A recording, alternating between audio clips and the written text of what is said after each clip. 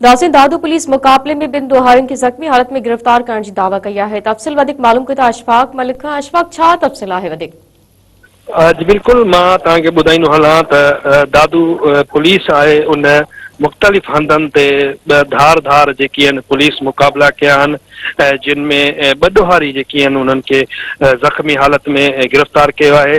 पहिरियों जेको पुलिस मुक़ाबलो आहे उहो 14 शहीदनि वटि CI इंस्पेक्टर बेनज़ीर जमाली जेको आहे उते मुक़ाबलो थियो आहे। उन में हिकु जवाबदार जेको फोरू आहे अयाज़ चांडियो उनखे ज़ख़्मी हालत में गिरफ़्तार कयो वियो आहे। ऐं ॿियो जेको पुलिस मुक़ाबलो आहे उहो A सेक्शन जे SHO कुर्बान चांडियो सां थियो आहे। उन में हिकु ॿियो ॾोहारी जेको आहे समंदुल्ला मला उनखे ज़ख़्मी हालत में गिरफ़्तार कयो वियो आहे।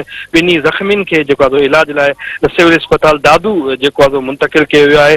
SSP अमीर सऊद मंगसी जो चवणु आहे त ॿिन्ही फोरुनि जे मथां ज़िले जे मुख़्तलिफ़ थाणनि ते 9 खां वधीक जेकी केस आहिनि उहे दाख़िल थियल आहिनि ऐं संदन जेका ॿिया 3 ॾोहारी आहिनि उहे फरार थियण में कामयाब थी विया आहिनि। उन्हनि जी जेको गिरफ़्तारी लाइ ज़िले जे जेके दाख़िली ऐं ख़ारिजी रस्ता आहिनि उन्हनि ते नाकाबंदी पिणु कई वई आहे। जी अशफाक तफसील खां करण जे लाइ महिरबानी।